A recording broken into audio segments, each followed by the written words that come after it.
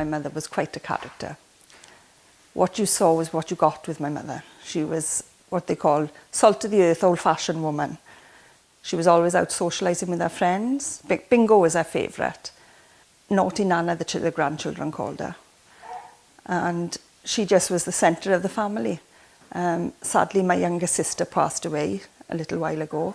So she then took over the role of helping to look after my niece, my 2 nephews, my sister's children, because they had no mum anymore. You know, so she looked after those as well. So she really was the centre of our family. It was a Tuesday evening, the 10th of January, and the telephone rang. My husband answered it, and it was my son. And I knew there'd been some sort of an accident because I could hear him saying, is the driver still there? So I thought that my son had had a bump in the works van. And then Tony put the phone down and he said, Hayley, there's been an accident. I said, yeah. He said, your mum's been knocked over. She's been hit by a car and she's not moving. So I just had to go. I literally put my shoes on and my coat, and what met me, it was horrific. I've never seen so many police cars and ambulances and just flashing blue lights. I ran through the people and my mother was laying on the floor, surrounded by people pounding on her chest, trying to keep her alive. I just screamed, it's my mother, my mother. And I remember somebody holding me and putting me to sit on the floor because I think obviously the shock, I don't think I could have stood up. And once I'd gathered my breath, suddenly I was thinking, well, what about Jay, my nephew? Because my nephew was living with my mother since his mum had passed away. Well, the police had taken him back into my mum's flat because he was so distraught. So I went, I checked that he was okay. And I said, look, it's an accident.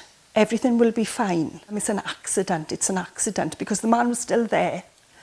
But then, a little while later, we found it wasn't an accident because he'd failed the drug drive test. And then the consequences, my mum died because he hit her. Like, we've all had to deal with it in our own way. But I think I've had added responsibilities. I've got 2 older children who love their grandmother, who went down there all the time. And I've had to put my 8-year-old through counselling. And that shouldn't happen. An 8-year-old child shouldn't have to deal with that. You know, and my son was only 3 months old when she was killed. And I've had another baby since. And they never get their memories. It's still difficult now. I still can't drive past my grand's house. You know, it's one of the biggest issues I've got. I can't drive down that road at all because I have flashbacks of seeing it all. And it's to the point now where my 7-year-old now says, oh, we can't go down that road because that's when Nana was killed. For a 7-year-old to say that, you know, it shouldn't happen. Initially, the initial impact, obviously we were all devastated, but my nephew Jay, who was living with my mum at the time, he was then homeless. My nephew Liam, he still has nightmares. I'm having counselling, still having counselling now to try and cope with just every day. My daughter, she still goes to counselling. And in the few days after the accident, my nephew Jay, his seizures started to come back, his epileptic seizures. It was not only a shock, but it was horrific.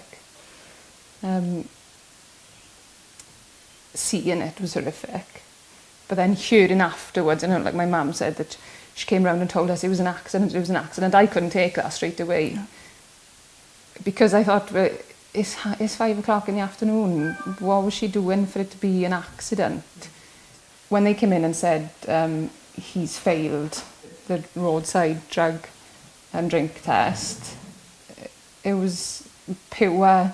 There's no word that can describe what I felt. And then to say that he had no licence in the same phrase, it just kept adding to it. You know, not only had he chosen to drive without a licence or insurance, he'd taken drugs. It was just no care as far as I was concerned, and it makes it much more difficult to deal with, a grandmother that's in a sick bed and is ready to go. She was ripped from us by somebody who Didn't care. no. Not only has he killed somebody, he's changed The whole our family. entire lives. Yeah, that one decision as to he was apparently not going far. Oh, I'm not going far, so it's okay. You drove a main road in control of a car that you weren't in control of because you took that substance, and the consequences will be with us forever. Just don't do it. Just don't do it. That man didn't just kill my mother. He ruined our lives as well. Our lives will never be the same. His life will never be the same because he's killed somebody. I know he had a terrible driving record prior to that. Maybe he'd never killed anybody before, I don't know. But his life has changed. He's already in an open prison on day release, ready to come home. My mother will never come home to us.